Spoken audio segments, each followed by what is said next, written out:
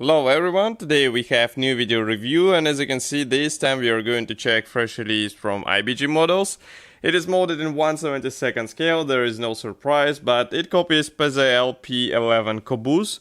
It's a Polish fighter which was produced in the pre-war times, and it wasn't produced in the large amounts, but still it is quite interesting aircraft which now we have a chance to replicate in a small scale. So this kit should be already available, and what you will see in this video is actually the commercial sample, so it means you will get exactly the same stuff. Here you can see comparison with my hand. We have quite nice box art here on the cover. Then here on this side of the box we can see also some other available kits from the same brand. And on the other side we have the 3 marking options which are included into this kit. I think we will see them in the separate marking guide as well, so don't worry, we will check them in detail. This is a top opening box, and here is what we have inside. As you can see, there is plenty of space, and plastic sprues are packed into several plastic bags. And as you can see, one was opened. I'm not sure why, but we are going to start with this plastic sprue because it was open.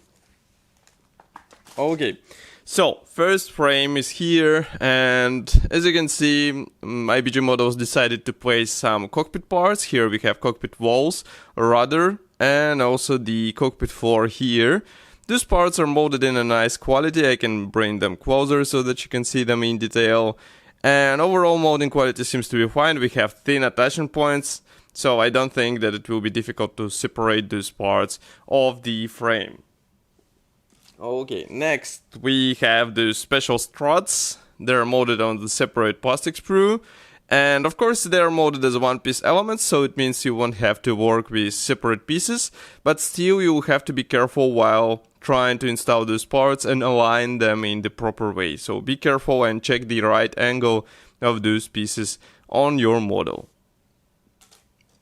Next we have special parts for the tail wings, and also here we have the, I guess that's the another version of the rudder. We'll have to check the assembly manual. Here we have another type of the struts, and if we flip it over we can see that those parts are detailed from the both sides.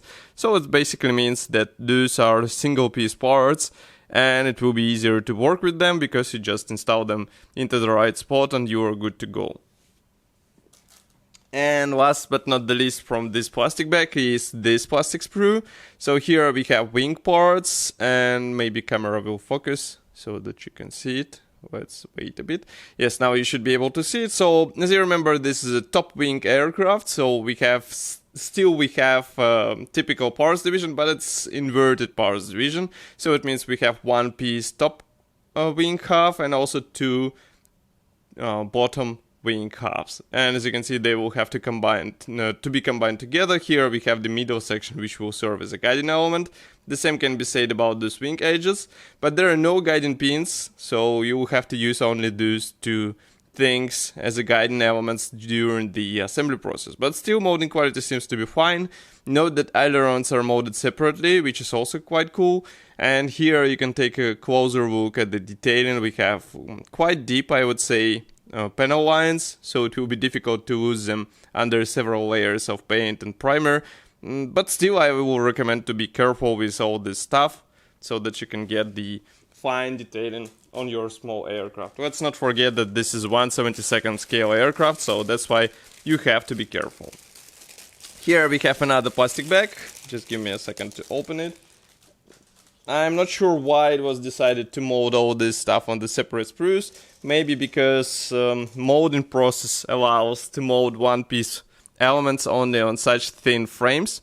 But here we have first small frame. This one is dedicated to machine guns. Again, they're molded as one-piece parts. Here you can see comparison with my fingertip. These are really small parts, so keep it in mind.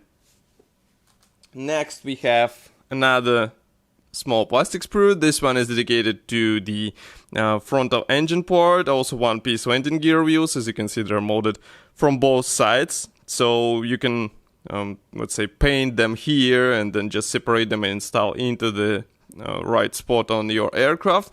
But I would recommend to search for some masks, because otherwise it will be a bit tricky to get the perfect circle on those wheel rims.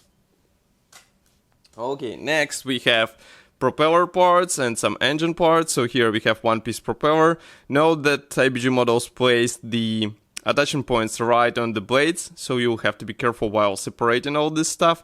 And if you flip it over, here you can see also quite thick installation pin, which will be used in order to install this propeller into the place. Next we have another version of the propeller. I guess this one will be used for the different type of the aircraft. Well, actually this one is used for the one which is replicated in today's kit, but the previous wheels won't be used because they do not feature the fairings, which you can see here. Note that fairings are molded together with wheels, so basically you have to be able to paint this rubber tire, which is visible, barely visible out of this fairing, and that's pretty much all. And again, we have attachment points right on the plates. Next we have cowling parts, and here as you can see again we have one piece molding style, so that's really cool because you won't have to deal with separate halves. So you get this ring as a one piece element and then you install it on the fuselage and you're good to go. This should help you avoid any unnecessary seams. That's really great, but you have to be careful while separating this stuff because here you can see there's guiding or attachment points placed right on the surface of this part.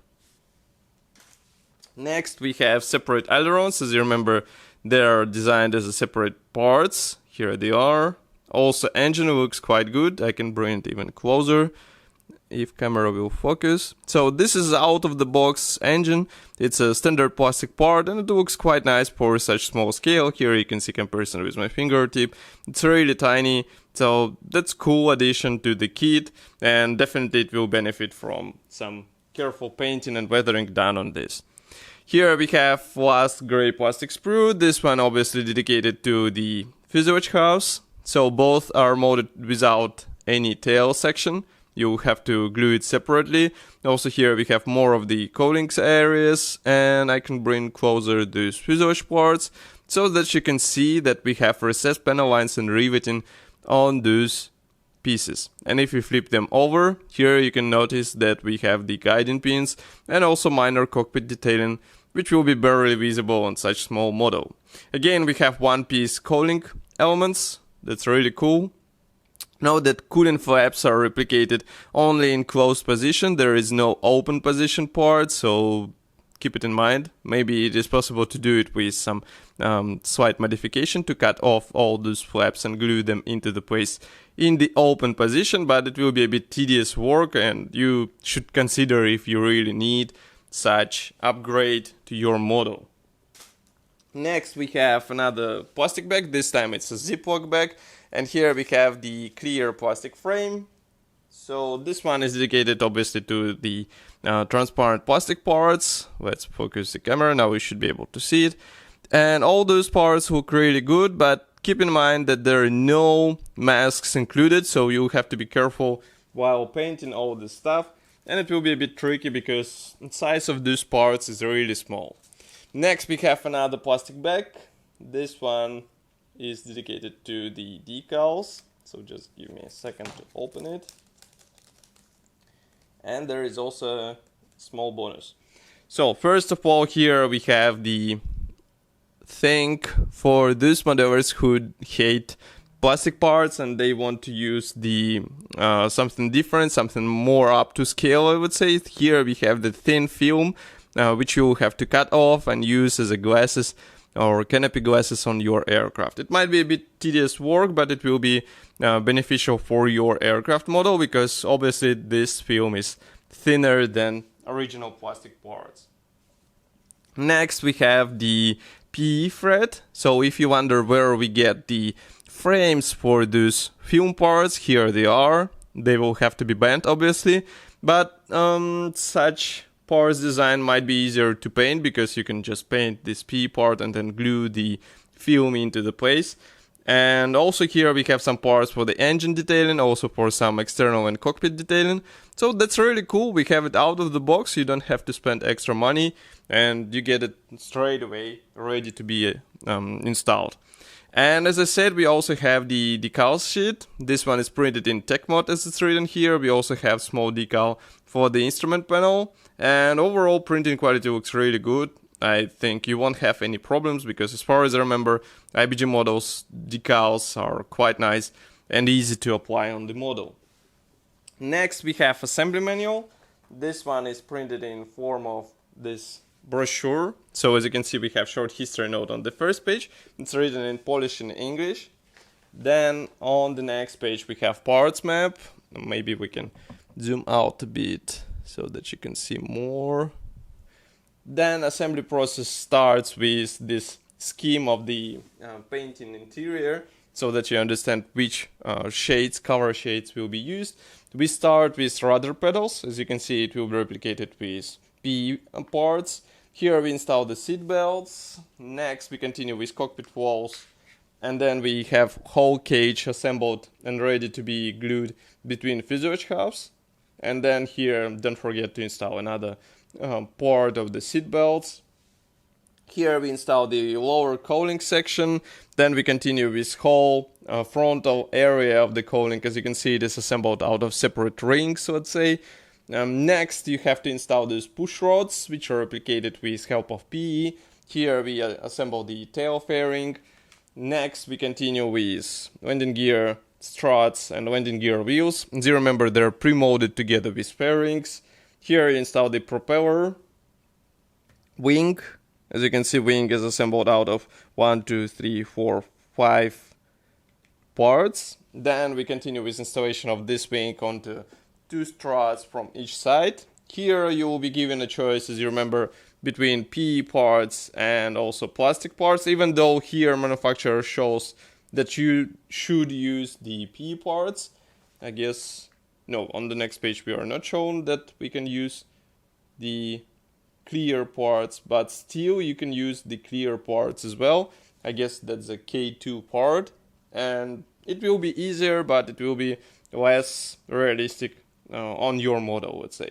Then next you have the available kits in the same scale from the same brand. Here we have the marking guide. First one comes from September 1939, another one comes from 1940, and the last one, so 3 marking options. The last one comes from 1940, and that's a what if marking of the PESA L, so it wasn't existing in the real life, and I can see that all those previous 2 were also what if markings. So as I said, this kit is already available for purchase. You can get it on official IBG Models website. I will be happy to hear your opinion about this kit here in the comment section below. If you like this video, don't forget to press the like button, subscribe to our YouTube channel, and I will see you in the next video review as usual. Bye.